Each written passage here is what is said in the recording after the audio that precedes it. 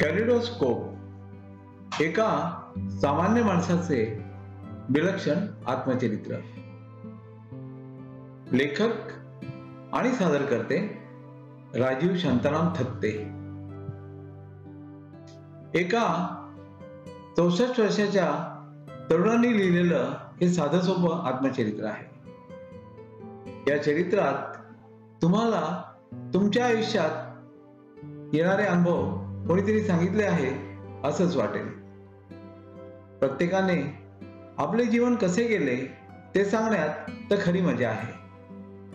त्यात जर तुमच्या आयुष्यात आगळ्या वेगळ्या अनोख्या घटना घडल्या असतील तर ते वाचकांना नक्कीच आवडेल. मी तसाच प्रयत्न केला आहे. तुम्हाला या चरित्राच्या रूपाने एका सामान्य माणसाचे विलक्षण जीवन कळावे हाच या कॅलिडोस्कोपचा उद्देश आहे. कॅलिडोस्कोप मध्ये जसजसे रंग, आकार, प्रकार बदलत जातात किंबहुना कॅलिडोस्कोप हलवताना पुढल्या क्षणी तो कोणता आकार दाखवणार आहे याचीही आपल्याला कल्पना नसते. आयुष्यही असेच क्षणोक्षणी बदलत जाते. आपण कल्पनाही केली नसेल असे प्रसंग उद्भवतात, ओढवतात. ते सारे वाचण्यातही एक वेगळीच मजाच असते. दुसऱ्याचे आत्मचरित्र वाचताना आपण स्वतःचे आयुष्य कसे गेले, कसे घालवले त्याचाही वेध घेता येतो. तसा वेध घेण्याची इच्छा आपणा सर्वांना हो ही ईश्वरचरणी प्रार्थना. अपघाताचे परिणाम. एपिलेप्सी. अपघाताच्या आणि यातून झालेल्या स्कल फ्रॅक्चर आणि मेंदूला झालेल्या आघातामुळे मला एकट्याला धंद्याकडे लक्ष देणे अवघड होऊ लागले. त्यातच मध्ये मध्ये मेंदूला झालेल्या डॅमेजमुळे मला एपिलेप्टिक फिट्स येऊ लागल्या. पहिली फिट आली त्यावेळी घरच्या कोणालाच एपिलेप्टिक फिट्स काय करावे हे माहिती नव्हते. ना हिंदुजा हॉस्पिटलमधील डॉक्टरांनी त्याविषयी कल्पना मला वा माझ्या घरच्यांना दिली होती.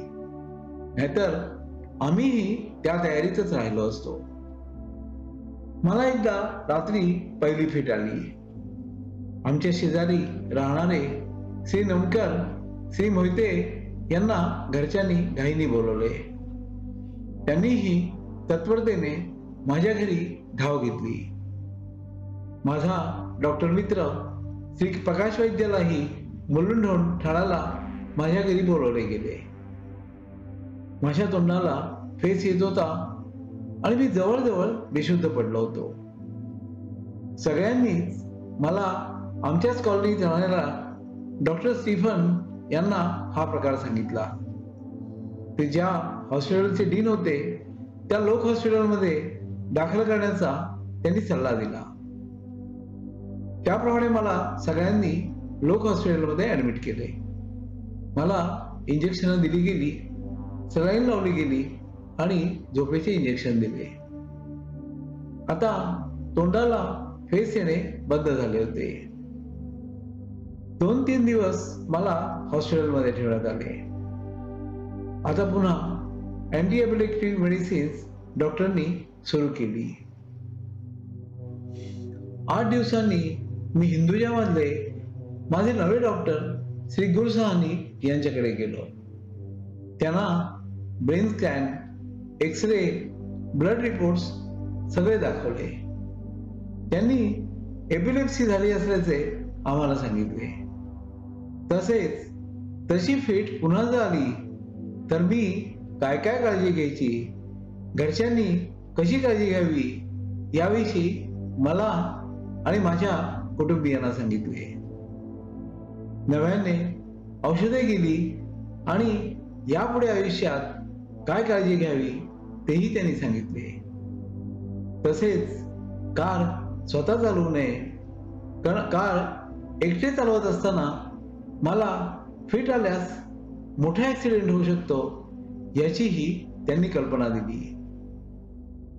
डॉक्टरांनी दिलेली औषधे मी नियमितपणे घेऊ लागलो, पण कार मी स्वतः न चालवण्याचा त्यांचा सल्ला मात्र मानला नाही.